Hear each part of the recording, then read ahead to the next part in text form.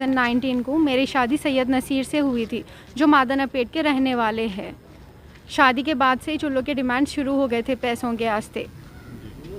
शादी के बाद और एक्स्ट्रा सोना डिमांड करे तो मेरे पेरेंट्स वो भी दिए। शादी के बाद रियल एस्टेट प्रॉपर्टी डिमांड करे तो मेरे पेरेंट्स 500 गज का घर दिए। उसके बाद शादी के 6 महीने बाद मैं बाहर जाने की कोशिश करी तो मैं बाहर जाना बोल तो मेरे पेरेंट्स पैसे देना बोले। तो मेरे बड़े भाई यूएस से $1500 भिजाए उनको, सेकंड भाई $2500 भिजाए उनको। उसके बावजूद नहीं, मैं आके तुम्हारा लेके जाता हूँ बोल के उन्होंने यहाँ पे आ गए। लॉकडाउन होने की वजह से दोनों भी यहीं रह गए। उसके बाद से उनको यहाँ पे कुछ काम मिला नहीं।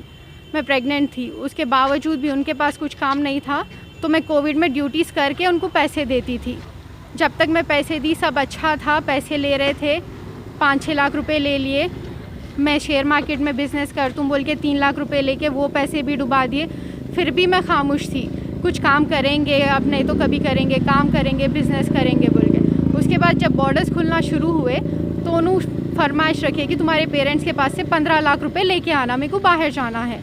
मैं तुम्हारा लेने आके यहाँ पे अटक गया। मेरे पेरेंट्स नहीं लगा सकते, तुम्हारे पेरेंट्स लगाना।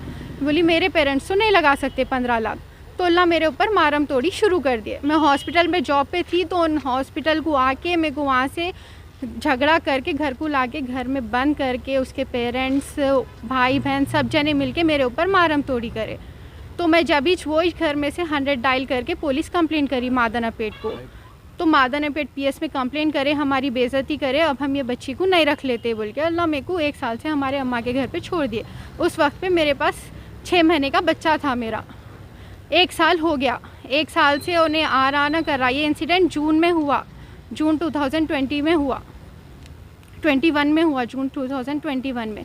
उसके बाद में मैं वुमेन पीएस में कंप्लेंट दी, वो केस चल रहा, नामपल्ली कोर्ट में चल रहा। 2 हियरिंग्स भी हो गए बट उसके घर वाले आ रहे ना, उन्हारा मेंटेनेंस केस चल रहा, उन आया बट नहीं मेरे पास लॉयर रखने के पैसे नहीं है, मैं लॉयर नहीं रख सकता बोल के बोला। लास्ट अगस्त में हुई थी वो हियरिंग, अगस्त की 18 को हुई थी।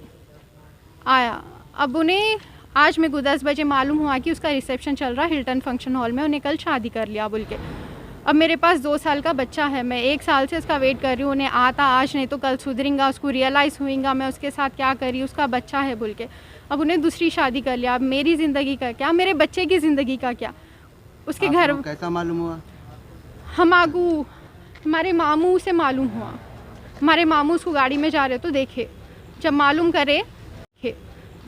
करे तो उसका वलीमा है बोल के हमारे फ़ोटोज़ भी आए। वो फ़ोटोज़ देखने के बाद जब हम गए वहाँ पे फंक्शन हॉल तो हम सामने के गेट से जा रहे तो उन्हें पीछे के गेट से भाग गया। हमारे हाथ Hilton function hall Moinbagh petrol pump के ऑपोजिट में है।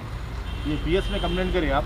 हाँ, अब आगे पीएस में कंप्लेंट करी मैं, संतोष नगर पीएस में कंप्लेंट करी। मेरे साथ फ्रॉड हुआ, मेरा डिवोर्स नहीं हुआ, कुछ भी नहीं हुआ। 1 साल से मेरे को अम्मा के पास छोड़ दे के उन्हें दूसरी शादी कर लिया। मेरे पास अब 21 महीने का बच्चा है, वो बच्चे की जिम्मेदारी कौन उठाना, मेरी जिम्मेदारी क्या। मुसलमानों में 4 मैरिज जायज़ है तो हर वाइफ को इक्वल हक देना है। 1 साल से मेरे को मेरे बच्चे को छोड़ दे के उन्हें मेरे साथ नाइंसाफ़ी करके दूसरी शादी कैसा कर लेता, मेरे को बोले बगैर, मेरे को मालूम हुए बगैर, मेरा कुछ फ़ैसला करके मेरे साथ कुछ इंसाफ करके तो कर लेना। उसके घर वाले कैसा कराते, उसके घर वाले, उसके ताया जब बीमार थे, मैं एक डॉक्टर हूँ तो मैं उनको हॉस्पिटल में रिक्वेस्ट करके 2nd वेव में बेड दिलाई। उन्होंने आज उसको घर में रख के उसकी दूसरी शादी करा रहे, जिसकी जान में बचाई ना, उन्होंने उसको घर में रख लेके उसकी दूसरी शादी करा रहे। उसके ताया, उसके खालू, उसके घर वाले सब मिले हुए हैं। और जो पैसों का है ना लालच, उसके अम्मा बाबा का बहुत है इसमें। उसके अम्मा बाबा उसको हमेशा सिखाते पैसे पूछना करके। मादनापेट में रहने वाले हैं, मस्कती ग्राउंड के पास। जॉब क्या करते हो? उन्होंने न्यूजीलैंड से आए बाद तो 1-1.5 साल कुछ भी नहीं करे। जब मेरे को मार के घर से निकाल